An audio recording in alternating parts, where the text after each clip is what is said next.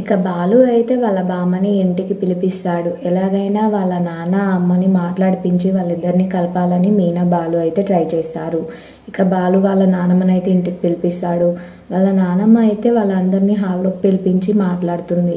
ఏంటి మీరు ఇంత ఎవరికి వాళ్ళు ఇలా ఉంటే ఎలా చెప్పండి, అసలు మీరే పెద్దవాళ్ళు, ఇంట్లో ఇలా ఉంటే ఎలా ముందుకెళ్తుంది సంసారం అని చెప్పేసి వాళ్ళ బామ్మ అయితే ప్రశ్నించడం జరుగుతుంది. ఇంకా అక్కడనే ఉన్న వాళ్ళ ఆయనని మరియు ప్రభావతిని అయితే ఎలాగైనా సరే మాట్లాడిపించాలని చెప్పేసి మనోజ్ అంటే తప్పులు చేశాడు, ఇంకా నువ్వు మళ్ళీ అదే తప్పు చేసి ఇలా అందరి ముందు అవమానాల పాలు పాడడం అవసరమా అమ్మ, ఎందుకు చెప్పు ఇవన్నీ, మీ ఇద్దరు ఒక మాటకి వచ్చి రాజీ పడి నాకు ఏదైంది డెసిషన్ చెప్పండి అని చెప్పేసి ఆ బామ్మ అయితే వాళ్ళిద్దరికి చెప్తుంది.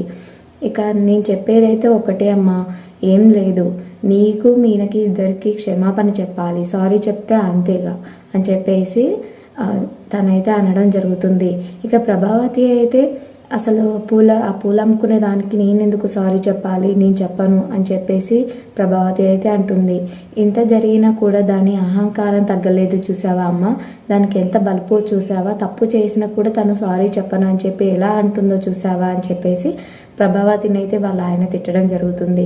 మరి ప్రభావతి అయితే ఒక సారీ చెప్పడం కోసం మీనానైతే ఏదో తను తక్కువగా అయిపోయినట్టుగా ఫీల్ అవుతుంది. తను మరి సారీ చెప్పదు. మరి రేపు వచ్చే ప్రోమోలో అయితే తను సారీ చెప్తుందా, ఈ గొడవని ఇక్కడితోటే అసలు వదిలేస్తారా, ఇంకా ఎక్కువగా చేసుకుంటారా, చూడాలంటే రేపు వచ్చే ప్రోమో కోసం వెయిట్ చేద్దాం. ఈరోజు ఈ వీడియో మీకు నచ్చినట్లయితే ఒక లైక్ చేసి సబ్స్క్రైబ్ చేసుకోండి. Thank you for watching.